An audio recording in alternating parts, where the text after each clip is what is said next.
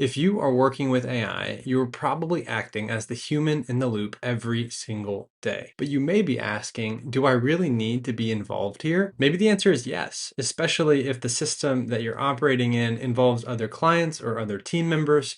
But maybe the answer is no, and you could get some time back in your pocket. In this video, I'm going to teach you a framework that applies to any automation, and I'll show you the one thing that overrides every single possibility. Quite frankly, you can apply this framework to any emerging technology: self-driving cars, autonomous drones, your own AI agent. So whether you're just starting out or you've been at it for a while, by the end of this video, you're going to know exactly where you belong in the loop. My name is Graham, and I work for Internyl Consulting. We help service businesses introduce automation and AI into their business so that they can transform their operations. Thanks for being here. Let's get to it.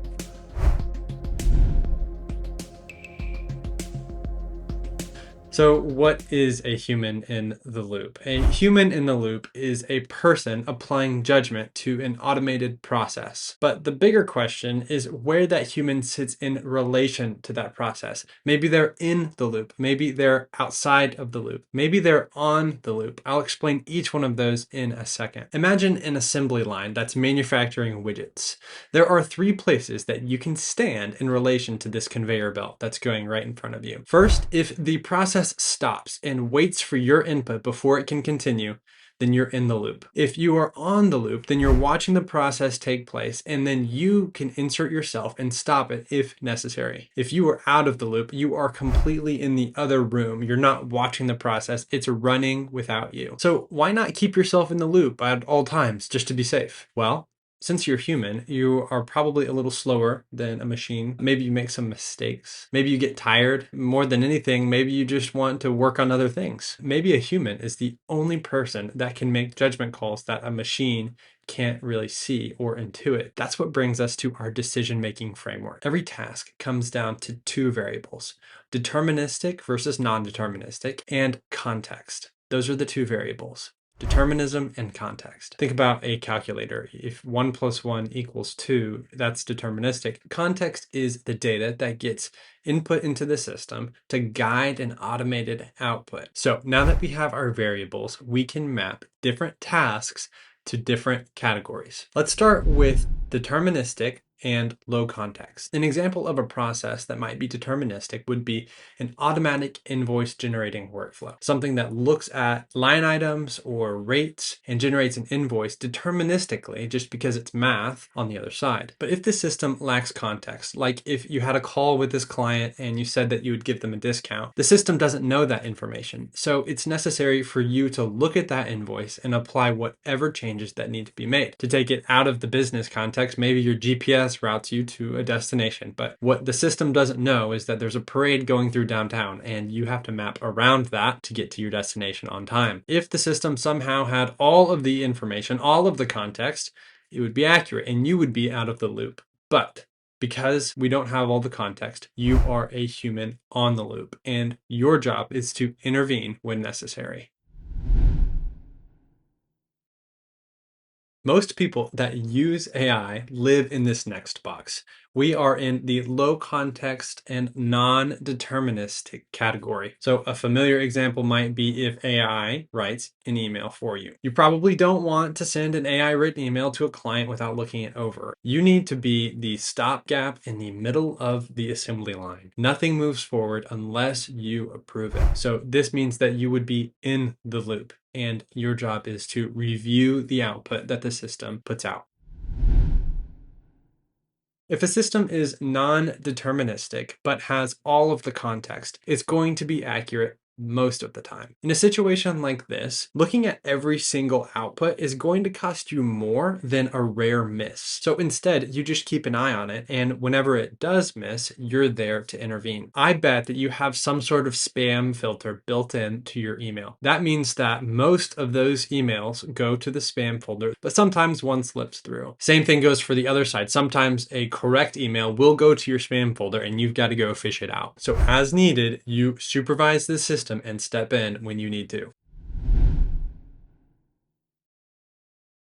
Now, the Holy Grail, something that is deterministic and has high context. This is going to be a correct output every single time. Imagine a new client fills out a form, and based on that information, the record is created and the new project folder is created. A welcome email goes out to them, easy peasy. An invoice gets paid. The receipt goes to the client, and then that invoice gets marked as paid, done, filed away into your archive. Easy peasy. A call gets booked onto your calendar. AI researches the prospect, sends you a brief, easy peasy. In a system like this, it would be a bottleneck for a human to involve themselves. They are not as fast. They are not as accurate.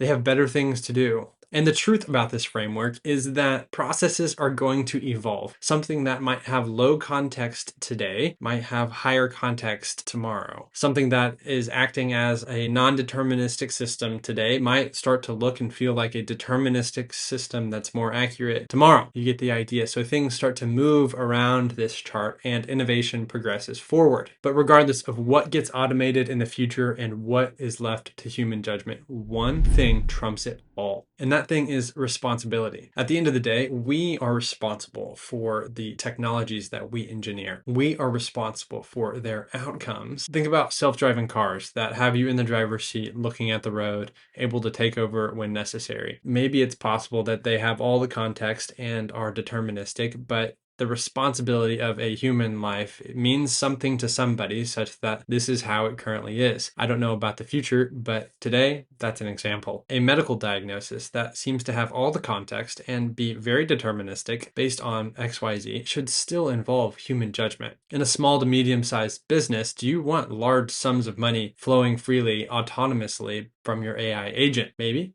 maybe not. But that responsibility piece can trump every single category that we just walked through.